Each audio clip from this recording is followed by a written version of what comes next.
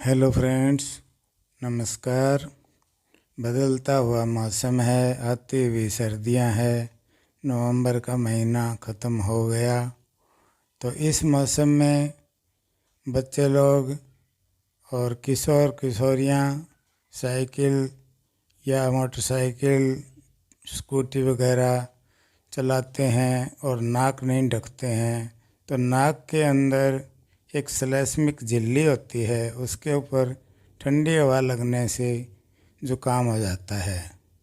इसको नज़ला टाइप में या पानी गिरना नाक से या नाक का पानी गले में गिरना, ये बड़ा तकलीफ़देह होता है। इसको नज़ला बोल दो, ज़्यादा दिन तक रहे तो बहुत नुकसान करता है। वैसे कोल्ड ही बोलेंगे, इंग्लिश में तो ज़ुकाम कह दो आप। इसके लिए इंग्लिश के मेडिसिन्स की मैं कुछ नहीं बोलूँगा, सिर्फ आयुर्वेदिक फार्मूला बताता हूँ, कारगर और 100% सेफ। इसमें क्या करना है हमें, सबसे पहले 2 काली मिर्च लें और एक खरल में कूट लें या कुंडी छोटे से कूट लें। उसके अंदर 3-4 पत्ते तुलसी के डाल दें, आधा इंच अदरक का टुकड़ा छिलके उतार कर डाल दें, उसको भी कूट लें। एक पीपर होता है, एक पीपर डाल दें। इस सबको कूट के और एक पतीले में 1 गिलास पानी लें, उसके अंदर डालकर धीमी आंच पर पकाएं।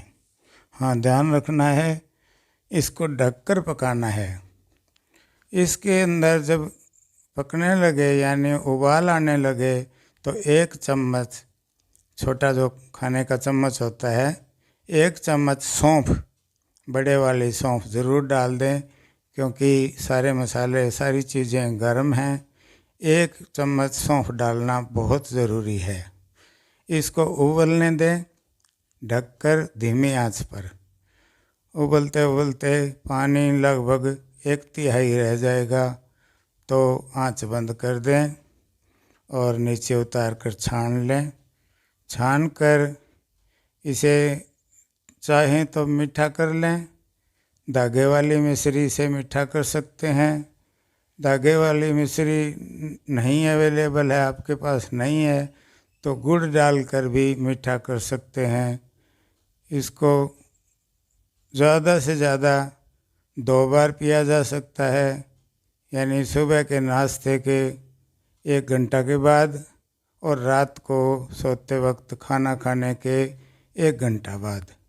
इसका सही रिज़ल्ट लेने के लिए 2-3 दिन पीना ज़रूरी है। सावधानी क्या रखनी है, ये पीते ही ठंडा पानी ना पिएं, कम से कम आधा घंटा तक कोई चीज़ ठंडी ना खाएं, फ्रिज की चीज़ें तो छोड़ दें। एक चीज़ और करनी है, नाक अगर बंद हो जाता है तो 4-5 पत्ते सफ़ेदे के लें और 1 गिलास पानी में डालकर पतीले में चढ़ाकर गैस पर उससे भाप लें। सफ़ेदे के पत्ते की भाप से नाक खुल जाता है और अंदर जो इन्फेक्शन होने से बचा देता है। भाप भी साथ साथ लें और इस काढ़े को भी लें तो बहुत अच्छा रिज़ल्ट मिलता है। धन्यवाद।